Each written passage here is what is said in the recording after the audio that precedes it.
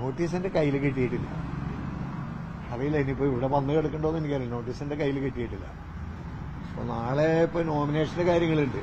സുനിൽ നാളെയാണ് നോമിനേഷൻ കൊടുക്കുന്നത്. അപ്പുറത്ത് ആലത്തൂര് രാധാകൃഷ്ണൻ നാളെയാണല്ലോ. അപ്പൊ അതിൻ്റെയൊക്കെ ചില പ്രശ്നങ്ങളുണ്ട്. അപ്പൊ അത് എന്താന്ന് പറഞ്ഞിട്ട് പാർട്ടി ലീഡർഷിപ്പായിട്ട് ആലോചിച്ച്, സംസ്ഥാന നേതൃത്വവും ആയിട്ട് ആലോചിച്ചിട്ട് എങ്ങനെയാണുള്ള ബുധനാഴ്ച നാളെ മറ്റേ ഇന്റിമേഷൻ എനിക്ക് കിട്ടിയിട്ടില്ല. രേഖാമൂലമുള്ളത് കിട്ടിയിട്ടില്ല. അതിപ്പോ എന്താന്ന് നമുക്കറിയില്ലല്ലോ. ഞാൻ അതിനെക്കുറിച്ച് ഇപ്പൊ വേറെ പ്രത്യേകിച്ചൊന്നും പറയുന്നില്ല. എന്താണെന്നറിയില്ല. ഈ പത്രങ്ങളിലൊക്കെ കാണുന്ന രഹസ്യ അക്കൗണ്ട് എന്ത് രഹസ്യ അക്കൗണ്ടെന്ന് എനിക്കറിയില്ല. രഹസ്യമായ ഒരു അക്കൗണ്ടും ഇല്ല നമുക്ക് എന്നൊക്കെ പത്രങ്ങളിൽ മാതൃഭൂമിയും മനോരമയൊക്കെ എഴുതി വായിച്ചു. മാതൃഭൂമിയാണ് നന്നായിട്ട് എഴുതിയിരിക്കുന്നത്. അതെന്ത് കാണട്ടെ, മറ്റേ കേന്ദ്ര ധനകാര്യ വകുപ്പ്, പിന്നെ റിസർവ് ബാങ്ക്, ഇലക്ഷൻ കമ്മീഷൻ ഇവർക്കൊക്കെ ഇഡി വിവരം കൊടുത്തതായിട്ടുള്ള എന്ത് വിവരമെന്നൊന്നും അതിന്റെ വിശദാംശം എനിക്കറിയില്ല. എനിക്ക് അതിനെക്കുറിച്ച് അറിയില്ല. ആ സംഭവത്തെക്കുറിച്ചൊന്നും അറിയില്ല. രേഖാമൂലമുള്ള പിന്നെ ഇന്റിമേഷൻ എന്റെ കയ്യിൽ കിട്ടിയിട്ടില്ല. സഹകരിച്ചിട്ടുണ്ട്. സഹകരിക്കാതിരിക്കുന്ന പ്രശ്നമൊന്നുമില്ല. അത് മുന്നേ നമ്മൾ വ്യക്തമാക്കിയിട്ടുള്ളൊരു കാര്യം. രാഷ്ട്രീയ അജണ്ട ഉണ്ടല്ലോ. അതിപ്പോ അതല്ലേ രാഷ്ട്രീയമായിട്ട് വളരെ ബോധപൂർവമായിട്ടുള്ള നീക്കം തന്നെയാണല്ലോ. അത് വ്യക്തമാണല്ലോ, കാര്യങ്ങൾ വ്യക്തമാണ്. അതെന്തെങ്കിലും 4 പ്രാവശ്യം ഞാനിതിന് അവിടെ വീടിടും. അല്ല, അവര് വിളിക്കുന്നു, നമ്മൾ പോകുന്നു. അത് സഹകരിക്കാതിരിക്കുന്ന ഒരു പ്രശ്നം ഇതുവരെ ഉണ്ടായിട്ടില്ല. സഹകരിക്കാതിരിക്കേണ്ട കാര്യമില്ലല്ലോ. നമുക്കൊന്നും മറച്ചു വയ്ക്കാനില്ല. CPM-നെ സംബന്ധിച്ച് ഒരു കാര്യവും മറച്ചു വയ്ക്കാനില്ല. അതൊക്കെ വളരെ സുതാര്യമായിട്ടുള്ള കാര്യങ്ങളാണ്. അതിന്റെ അക്കൗണ്ട്സ് കാര്യങ്ങൾ, അതിന്റെ ഓഡിറ്റ് റിപ്പോർട്ടൊക്കെ കൃത്യമായിട്ട് നമ്മൾ ചെയ്യുന്നതാണ്, അതിന്റെ അധികാരികൾക്ക് കൊടുക്കുന്നതാണ്. അപ്പൊ അതിനെ സംബന്ധിച്ച് നമുക്ക് വേറൊരു വേവലാതിയില്ല. തെരഞ്ഞെടുപ്പ് എന്ന് പറഞ്ഞാൽ തെരഞ്ഞെടുപ്പിൽ നമ്മൾ ജയിക്കും. ആരെന്തൊക്കെ പ്രതികൂല തടസ്സം ഉണ്ടാക്കിയാലും LDF നല്ല വിജയം, കേരളത്തിലാകെ നല്ല വിജയം നേടും. തൃശ്ശൂർ ജില്ലയിൽ 3 പാർലമെന്റ് മണ്ഡലങ്ങളിലും, ആലത്തൂരും തൃശ്ശൂരും ചാലക്കുടിയിലും നമ്മൾ വിജയിക്കും. അതിലൊന്നും നമുക്ക് യാതൊരു സംശയവുമില്ല. ആരെന്ത് തടസ്സം ഉണ്ടാക്കിയാലും ആ തടസ്സത്തെ അതിജീവിച്ച് LDF മുന്നോട്ട് പോകും. ഇതിനകത്തൊരു കാര്യം കൂടി, ഈ ഇവര് പറയുന്നതെന്ന് പറഞ്ഞാൽ KYC ഒപ്പം തന്നെ ഓഡിറ്റ് ഇല്ലാതെ അക്കൗണ്ട് സൂക്ഷിച്ചു. അത് നമ്മുടെ ശ്രദ്ധയിൽ പെട്ടിട്ടില്ല. അങ്ങനെ ഉണ്ടെങ്കിൽ കരുവന്നൂർ ബാങ്കിൽ അല്ലാതെ അതിപ്പോ സാധാരണ നമ്മൾ കൊടുക്കുന്നത് ഏരിയ കമ്മിറ്റി വരെയുള്ള ജില്ലാ കമ്മിറ്റിയുടെ, ഏരിയ കമ്മിറ്റികളുടെ ഒക്കെ അക്കൗണ്ടാണ് നമ്മൾ കൊടുക്കുന്നത്. താഴെ ബ്രാഞ്ച് ലോക്കൽ കമ്മിറ്റികളൊക്കെ ചിലപ്പോൾ അക്കൗണ്ട് ഉണ്ടാകും. അതിനെന്താ KYC ഇല്ലാതെ അക്കൗണ്ട് തുടങ്ങുന്നത് ഒരു ജാഗ്രത കുറവായിട്ടോ അശ്രദ്ധമായിട്ടോ? ഒരു ജാഗ്രത കുറവിന്റെ പ്രശ്നമൊന്നും എനിക്കറിയില്ല. അതിന്റെ നിയമവശങ്ങളും കാര്യങ്ങളൊന്നും മുഴുവൻ അല്ല. ആ രീതിയിൽ പിന്നെ എനിക്കതിനോട് പ്രതികരിക്കാൻ കഴിയില്ല. ഇതിപ്പോ നാളത്തെ ഒരു അസൗകര്യം അങ്ങനെയാണ്. നാളെയാണ് പറഞ്ഞെങ്കിൽ നമുക്ക് അല്ല, നാളെ ഒരു അസൗകര്യം ഉണ്ടല്ലോ. നാളെ ഈ നോമിനേഷൻസ് മുഴുവൻ, ഇപ്പൊ തൃശ്ശൂർ നോമിനേഷൻ നാളെയാണ്, ആലത്തൂർ നാളെയാണ്. എന്തായാലും ഞാൻ പാർട്ടി ലീഡർഷിപ്പായിട്ട് കൺസൾട്ട് ചെയ്തിട്ട് എങ്ങനെയാന്നുള്ളത് ആലോചിക്കും. അടുത്ത ദിവസം ആണെങ്കിൽ നമുക്ക് ബുദ്ധിമുട്ടില്ലെന്ന് അവരെ അറിയിക്കേണ്ടി വരും അല്ലേ?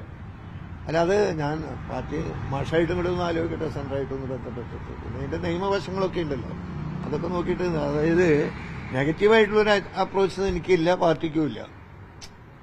ഒരു അന്വേഷണത്തോട് നിസ്സഹകരിക്കേണ്ട ഒരു സംഭവം അതൊരിക്കലും എടുത്തിട്ടില്ല. ഇഡിയുടെ ഭാഗത്തു നിന്നൊരു അറസ്റ്റ് അടക്കമുള്ള വലിയ നടപടി ഉണ്ടാവുമെന്ന് പ്രതീക്ഷിക്കുന്നുണ്ടോ?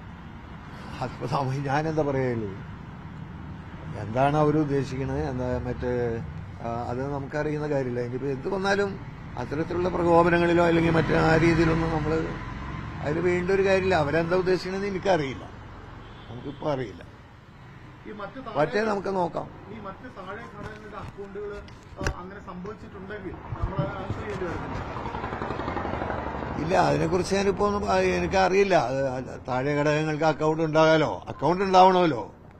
സുതാര്യമാകുക എന്ന് പറഞ്ഞാൽ അതല്ലേ, സ്വകാര്യ ഏർപ്പാടുകളല്ലല്ലോ. ഇങ്ങനത്തെ ഒരു സംഭവം കരുവന്നൂർ പോലെ വരുമ്പോഴേ അല്ല, കരുവന്നൂരും സംഭവം ഇതും തമ്മിൽ എന്താ ബന്ധം? കരുവന്നൂര് ചില സാമ്പത്തിക രംഗത്തെ ക്രമക്കേടുകളല്ലേ. ആ ക്രമക്കേടിനെതിരായിട്ട് CPM നടപടിയെടുത്തിട്ടുണ്ട്. കുറ്റക്കാർക്കെതിരെ നടപടി സ്വീകരിച്ചു, സർക്കാർ നടപടി സ്വീകരിച്ചിട്ടുണ്ട്. കേസ് ചാർജ് ചെയ്യല്ലേ. അത് ഇതും തമ്മിൽ എന്താ ബന്ധം?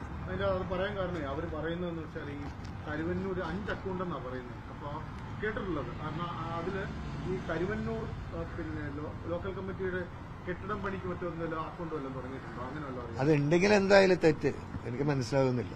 ഉണ്ടെങ്കിൽ എന്താ തെറ്റ്?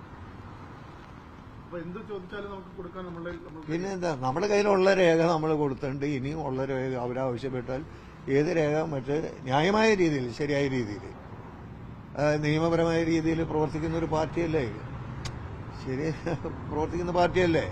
സുതാര്യമായിട്ടുള്ള കാര്യങ്ങൾ എവിടെയുള്ളൂ. പാർട്ടിയെ സംബന്ധിച്ച് അത്രേ ഉള്ളൂ. അതിന്റെ അക്കൗണ്ട്സ് ആയാലും ഏത് കാര്യമായാലും എന്തായാലും ഇപ്പൊ കാണിക്കുന്നത് ഈ പ്രധാനപ്പെട്ട 3 നേതാക്കളെ ഉന്നം വെച്ചുള്ള നീക്കമാണെന്നുള്ളൊരു ആരോപണം. അങ്ങനെ ആരെ പറഞ്ഞെന്ന് നമുക്കറിയില്ല. നിങ്ങൾ പറയുന്നു എന്താണ് ED ഉദ്ദേശിക്കുന്നത് എന്നുള്ളത് എനിക്ക് അറിയുന്ന കാര്യമല്ല. പിന്നെ രാജ്യത്താകെ മൊത്തം നിൽക്കുന്ന ഒരു സ്ഥിതിയുണ്ട്. കേന്ദ്ര സർക്കാർ അതിന്റെ അന്വേഷണ ഏജൻസികളെ മുഴുവൻ പ്രതിപക്ഷത്തിനെതിരായിട്ട് ബോധപൂർവം തിരിച്ചുകൊണ്ടുവരിക. ഇപ്പോൾ കെജ്രിവാൾ ജയിലിലാണ്, സോറൻ ജയിലിലാണ്. അങ്ങനെ അത് എല്ലാവർക്കും അറിയുന്ന കാര്യമല്ലേ. കേരളത്തിലെ LDF നേതാക്കന്മാർക്കെതിരെ, CPM നേതാക്കന്മാർക്കെതിരായിട്ടുള്ള നീക്കങ്ങൾ ഉണ്ടെന്നുള്ളൊരു യാഥാർത്ഥ്യമാണ്. പക്ഷെ ഇതെന്താന്നുള്ളത് നമുക്ക് നോക്കിയിട്ടൊന്നും. ഈ കോൺഗ്രസ് പറയുന്നത്, മുരളീധരടക്കം പറയുന്നത് ഇതെന്തോ ഡീലിന്റെ ഭാഗമായിട്ടാണ് ഇത്തരം അന്വേഷണം. കോൺഗ്രസിന് എന്താ പറഞ്ഞുകൂടാത്തത്? പ്രത്യേകിച്ച് തൃശൂർ ജില്ലാ കോൺഗ്രസിന് എന്താ പറഞ്ഞുകൂടാത്തത്? ഇവരെന്തൊക്കെയാണ് പറയുന്നത്? ഇവരുടെ കേന്ദ്ര നിലപാടും ഇവിടെ എടുക്കുന്ന നിലപാടും തമ്മിൽ വല്ല പൊരുത്തമുണ്ടോ? BJP ആയിട്ട് ആരാ സഖ്യം? ഇവരല്ലേ സഖ്യം. ഇപ്പൊ അതാ SCP ആയിട്ട് മറ്റ് രഹസ്യ ബന്ധം അങ്ങനെ ഇങ്ങനെ എന്നൊക്കെ പറഞ്ഞ് പത്രങ്ങളിൽ വരുന്നു. ഒരു കൃത്യമായ നിലപാടിന്റെ അടിസ്ഥാനത്തിൽ UDFന് ഒരു നിലപാടുണ്ടോ? ഒരു സ്റ്റാൻഡുണ്ടോ? എല്ലാ വിഘടനവാദികളും വർഗീയ ശക്തികളും ഇവരൊക്കെയായിട്ട് സഖ്യം ചെയ്തു പോകുന്നത് UDF അല്ലേ, കോൺഗ്രസ് അല്ലേ? കോൺഗ്രസ് ആണല്ലോ. ആർക്കത് അറിയാത്തത്? അപ്പോൾ ജില്ലാ കോൺഗ്രസ് നേതൃത്വം പറയുന്നതിന് കാശിന് വില നമ്മൾ കൽപ്പിക്കുന്നില്ല. അത് നമുക്കൊരു പ്രശ്നമുള്ള കാര്യമല്ല. ഇവരെ സംബന്ധിച്ചുള്ള പ്രശ്നം എന്താ വെച്ചാൽ ഇവര് UDF ആയാലും പരാജയപ്പെടും, LDF ജയിക്കാൻ പോവാണ്. അതാ എന്റെ വിഷയം. ഇപ്പൊ തൃശ്ശൂർ പാർലമെന്റ് മണ്ഡലത്തിൽ നല്ല ഭൂരിപക്ഷത്തിൽ VS കുഞ്ഞികുമാർ വിജയിക്കും, LDF സ്ഥാനാർത്ഥി വിജയിക്കും. ചാലക്കുടിയില് പ്രൊഫസർ C രവീന്ദ്രനാഥ് നല്ല ഭൂരിപക്ഷത്തിൽ വിജയിക്കും. ആലത്തൂര് K രാധാകൃഷ്ണൻ നല്ല ഭൂരിപക്ഷത്തിൽ വിജയിക്കും. ഇതാണ് ഇവരെ അലട്ടുന്ന പ്രശ്നം. യഥാർത്ഥ പ്രശ്നം അതാണ്. അപ്പൊ അതിന് അങ്ങനെയാകുന്നു ഇങ്ങനെയാകുന്നു എന്നൊക്കെ പറയുന്നു എന്നല്ലാതെ അതിലൊന്നും ഞങ്ങളെ സംബന്ധിച്ചൊരു പരിഭ്രാന്തിയില്ല. CPMനെ സംബന്ധിച്ച് അശേഷം പരിഭ്രാന്തിയില്ല. LDFനെ സംബന്ധിച്ചും നല്ല നിലയിൽ ഞങ്ങൾ മുന്നോട്ട് പോകും. അതെ, വർഗീയ ശക്തികളുമായിട്ട് അവര് വളരെ പ്രകടമല്ലേ ഈ കാര്യങ്ങള്.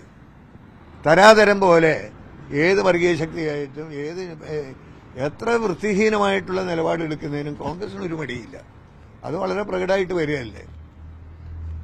കുറച്ചു മുമ്പ് EDയുടെ നടപടി ഘട്ടം ഘട്ടമായിട്ടുണ്ടായിരുന്നു. അതിനുശേഷം വലിയൊരു ഇടവേള വന്നു. പിന്നെ ഇപ്പോൾ ഇലക്ഷന്റെ ഭാഗമായിട്ടാണ്. അപ്പോൾ തെരഞ്ഞെടുപ്പിൽ എന്താണെന്നിപ്പോ നമുക്കറിയില്ല. നമ്മളിപ്പോ അറിയാത്ത കാര്യത്തിൽ അവര് നിങ്ങൾ ഈ പറയുന്ന വിവരങ്ങൾ എനിക്കും അറിയൂ. ഈ പത്രങ്ങളിലും ചാനലിലൊക്കെ വരുന്ന വിവരങ്ങൾ നമുക്കറിയൂ. പിന്നെ ഇപ്പൊ അവര് ചെല്ലാൻ പറഞ്ഞിട്ടുണ്ടെങ്കിൽ ആ കാര്യത്തില് ഇപ്പൊ നാളത്തെ ഒരു പ്രത്യേക ദിവസമാണ്. അപ്പൊ അത് സംബന്ധമായിട്ട് നമുക്ക് ആലോചിച്ചെടുക്കാം. നിഷേധാത്മകമായിട്ടുള്ള സമീപനമൊന്നും നോക്കില്ല.